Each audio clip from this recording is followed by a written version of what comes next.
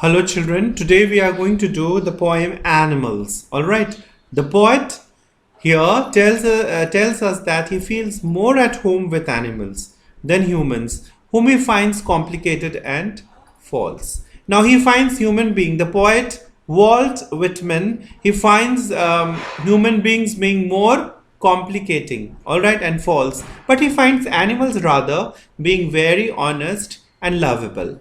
Now let us start. I think I could turn and live with animals. They are so placid and self contained. I stand and look at them long and long.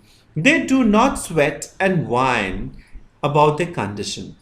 They do not lie awake in the dark and weep for their sins. They do not make me sick discussing their duty to God. Not one is dissatisfied, not one is demented with the mania of owing things. Not one kneels to another, nor to his kind that lived thousands of years ago. So, what do we understand by the first paragraph here? Okay, we understand that the poet desires to live amongst the animal only. He says that I want to live with animals because it is with their calm and peaceful nature that I find them so loving. All right, I want to be with these animals because they're very honest and they're very self-contained. They're self-contained here.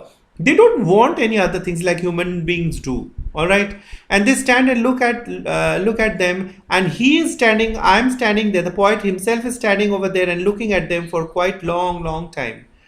Second paragraph, we find they do not sweat and whine about their conditions, and they do not lie awake in the dark and weep for their sins. So they don't even, the animals do not keep complaining and crying over little peddly things and all like we human beings do. We are always at problem, is it not? They are too wise to be so happy and pure, and they do not they need not pray also to God. Like we are always praying to God and asking God for forgiveness and all. They don't have to do all that. Humans, on the other hand, we are miserable. Our condition is just miserable, but for them it is not.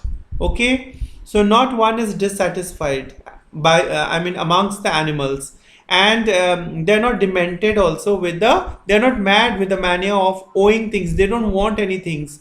So not one kneels to another, nor of his kind that lived thousands of years ago. They've been living for so long time, and we human beings also living for so long time. And today, just see what has happened. So much of change. Human being has started ruling and killing and being in the power. But for animals, it is not so. It is the same as they were born. Millions of years ago. Okay.